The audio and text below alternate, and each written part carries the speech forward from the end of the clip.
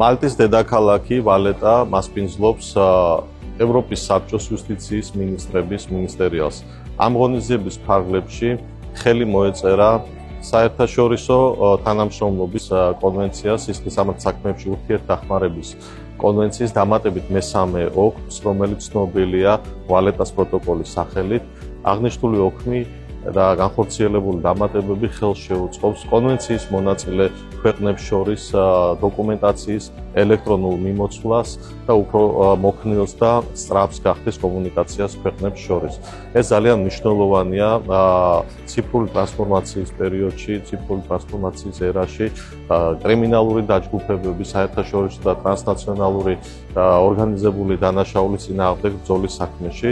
საქართველო მოგეხსენებათ, რომ ჩართული არის საერთაშორისო დანაშაულთან ბრძოლაში, ის არის კონვენციის წევრი და აქტიურად ახორციელებს მოქმედებებს და თანამშრომლობს კონვენციის მონაწილე ქვეყნებთან და აღნიშნული ცვლილება კიდევ უფრო მოქნილს და სწრაფს გახდეს კომუნიკაციას ორგანიზებული დანაშაულის წინააღმდეგ ბრძოლაში. დოკუმენტი ხელს შეუწყობს ევროპულ ქვეყნებს კიდევ უფრო უკეთი თანამშრომლონ დანაშაულის გამოძიების საკითხებში. განსაკუთრებით იმ გამოწვევების გათვალისწინებით, რაც ბოლო დროს ხელოვნურ ინტელექტთან და ახალ ტექნოლოგიებთან დაკავშირებით გაჩნდა. მოხარულები ვართ, რომ 16 ქვეყანა, მათ შორის საქართველო, ხელს აწერს ამ ახალ დამატებით ოქმს. კრიმინალის სულ უფრო ფართომასშტაბიანი ხდება, შესაბამისად სახელმწიფოებმა უნდა გააძლიერონ თანამშრომლობა. ძალიან მნიშვნელოვანია, რომ დღეს ქვეყნებმა მესამე დამატებით პროტოკოლს მოაწერეს ხელი. საქართველოს დელეგაცია ძალიან აქტიურად იყო ჩართული ამ პროტოკოლის შემუშავებაში. ეს ხელს უწყობს იურიდიული დახმარების ეფექტიანობის გაზრდას და უფრო სწრაფ კოორდინაციას, რაც საერთო ჯამში ხელს შეუწყობს სისხლის სამართლის საქმეების ეფექტიან გამოძიებას.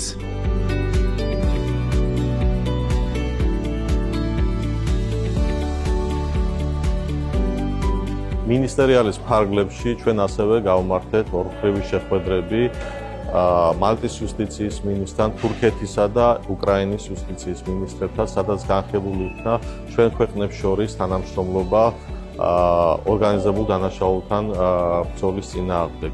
განხილული იქნა კონკრეტული საკითხები, საუბარი იყო მიმდინარე აქტივობებზე და დასახული იქნა ურთიერთთანამშრომლობის საომავლო გეგმები, რაც ხელს შეუწყობს როგორც ინდივიდუალურად ჩვენს ქვეყნებს შორის ურთიერთობას ამ სფეროში, ასევე კონვენციის ფარგლებში უკვე დამატებითი ოქმის გათვალისწინებით ურთიერთთანამშრომლობას.